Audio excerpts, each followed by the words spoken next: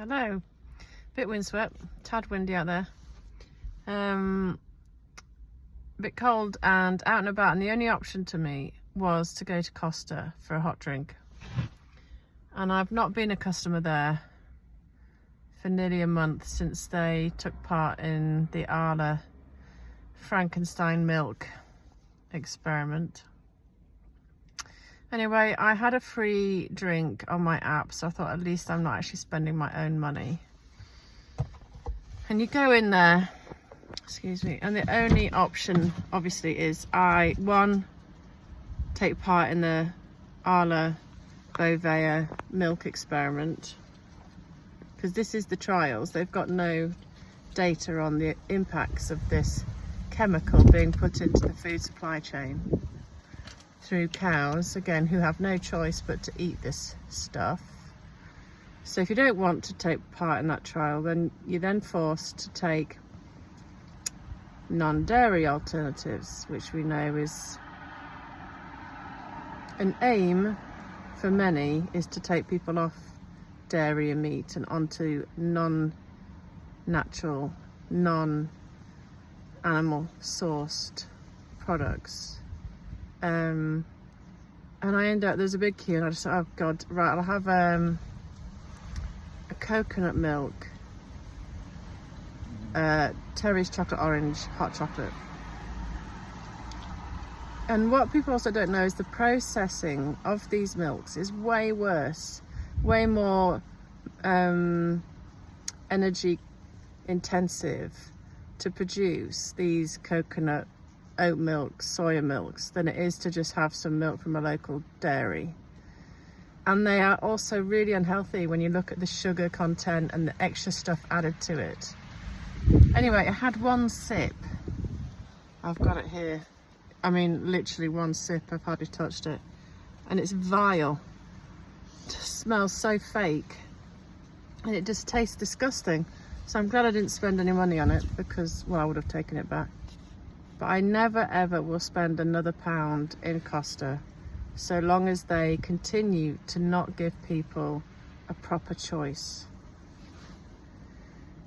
And this is where we're at with this net zero insanity, is as a tiny little island which contributes around 0.8% of emissions in the world.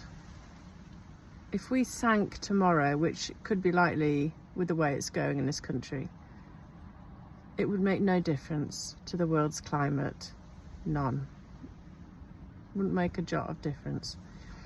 And yet our lives are being completely hamstrung from what energy you're able to use, from the taxes they're taking from your hard-earned money to pay for Ed Miliband's insane policies of wind turbines and solar panels.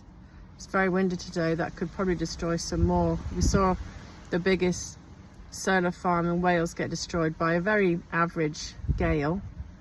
Massive solar farms destroyed by hailstones in America. I mean, they're so anti-climate, anti-green, anti-environment, anti-wildlife. Anyway, we're having all of this, and even the choices of what food we eat forced on us, when we make such a tiny contribution to CO2, which I've said again is at record lows, has been much higher many times before, and temperatures have been much higher. Like here in the northeast of England, there would, in Roman times, grapevines all the way up the northeast to the bottom of Scotland. Anyway, CO2 is good, much lower, life fails. And yet we are being totally punished by such insane punitive measures. And every single measure, like I say, solar panel, turbines, electric vehicles with the batteries, all from China.